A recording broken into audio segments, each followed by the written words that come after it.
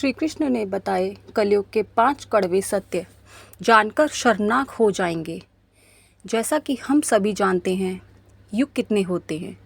हिंदू धर्म एवं पुराणों के अनुसार इस सृष्टि में 4 युग होते हैं: सतयुग, त्रेता युग, द्वापर युग और कलयुग। 3 युग अभी तक बीत चुके हैं और ये अभी कलयुग चल रहा है।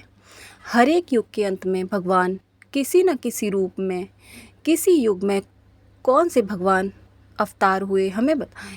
पृथ्वी लोक पर अवतरित हो मानव जाति का कल्याण करते हैं। सतयुग में भगवान नरसिंह 12 वामन के रूप में और त्रेता युग में भगवान राम के रूप में और द्वापर युग में भगवान कृष्ण के रूप में अवतरित होकर मानव जाति के उद्धार के लिए पृथ्वी लोक से समस्त पापियों एवं असुरों का विनाश करके पुनः धर्म की स्थापना करके मानव जाति को धर्म की राह पर चलने का ज्ञान दिए थे। हर एक युग में भगवान किसी न किसी रूप में अवतरित होते हैं। ठीक उसी प्रकार कलयुग के अंत में भी भगवान का अवतरित होने का पुराणों में वर्णन मिलता है। लेकिन इससे पहले कलयुग के बारे में हम जान लेते हैं कि कलयुग को कैसा युग कहा गया है। पुराणों एवं धर्मों ग्रंथों में तो चलिए जानते हैं कलयुग की 5 कड़वी सच्चाई। द्वापर युग के अंत में जब पांडव महाभारत का युद्ध जीतने के बाद एक दिन उसके मन में आने वाले युग कलयुग के बारे में जानने की इच्छा हुई कि आने वाले कलयुग में मानव कैसा होगा और उसका आचरण और व्यवहार किस प्रकार का होगा।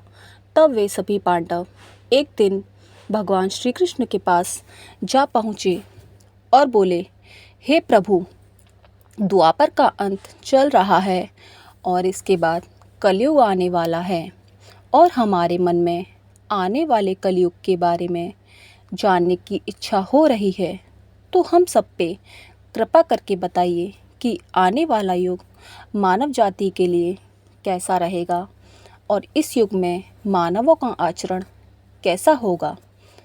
तब भगवान श्री कृष्ण ने 5 पांडवों को अलग अलग दिशाओं में जाने को कहा और तब श्री कृष्ण की बात सुनकर 5 पांडव अलग अलग दिशा में भ्रमण करने के लिए चल दिए। युधिष्ठिर का दिशा भ्रमण। सबसे पहले युधिष्ठिर जिस दिशा में गए तो उसने देखा कि 2 सूंड वाला हाथी। तो उसने अपने मन में सोचा कि ये कैसे संभव हो सकता है। तब फिर वो जब वापस आते हैं तो वो श्री कृष्ण को ये बात बताते हैं। तब श्री कृष्ण ने इसका मतलब बताया कि कलयुग में ऐसे व्यक्ति शासन करेंगे जो बोलेंगे कुछ और करेंगे कुछ। ऐसे व्यक्ति हर वक्त प्रजा का शोषण करेंगे। फिर आता है अर्जुन का दिशा भ्रमण। उसके बाद अर्जुन ने जिस दिशा में भ्रमण करने गया था तो उसने देखा एक पक्षी को जिसके पंखों पर वेदों की लिखावट थी और वो पक्षी मरे हुए जानवर का मांस खा रहा था। ये देखकर अर्जुन दंग रह गए और ये बात श्री कृष्ण को उसने बताई। तब श्री कृष्ण ने इसका उत्तर देते हुए कहा कि हे पार्थ, कलयुग में ऐसे लोग होंगे जो ज्ञानी कहलाएंगे और वो अधिक शिक्षित भी होंगे। उन्हें सब चीज़ों का ज्ञान होगा लेकिन उनका आचरण दुष्टों के समान होगा। फिर आता है भीम का दिशा भ्रमण। भीम जिस दिशा में गए थे उन्होंने देखा कि एक गाय अपने बछड़े को चाट रही है और वो गाय अपने बछड़े को इतना चाट रही थी कि चाटते चाटते उस बछड़े का खून निकल रहा था। तब ये बात श्री कृष्ण को बताई और श्री कृष्ण ने इसका उत्तर देते हुए कहा कि कलयुग में माता पिता अपने संतानों के लिए इतने आसक्त हो जाएंगे कि उनकी संतान का विकास ही रुक जाएगा और अपनी संतानों को परिवार के मोह माया जाल में बांधकर रखने लग जाएंगे, जिससे उनके संतानों को किसी भी चीज़ में सफलता नहीं मिलेगी। फिर आता है नकुल का दिशा भ्रमण। नकुल जिस दिशा में गए थे वह उस दिशा में एक जंगल देखा उन्होंने तो एक बहुत बड़ा सा पत्थर का चट्टान तेजी से सभी पेड़ पौधों को रौंदते हुए ढलान की तरफ आ रहा है। और वो चट्टान आते आते एक छोटे से पेड़ में टकराकर रुक जाता है और वो देखकर हैरान हो गए।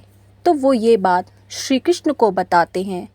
तब श्री कृष्ण ने इसका उत्तर देते हुए कहा कि कलयुग में इंसानों की बुद्धि क्षीण हो जाएगी और मनुष्य का पतन होने लगेगा, और ये पतन इतना तेजी से होगा कि धन या सत्ता की वृक्ष इसे रोकने में सक्षम नहीं हो पाएगा।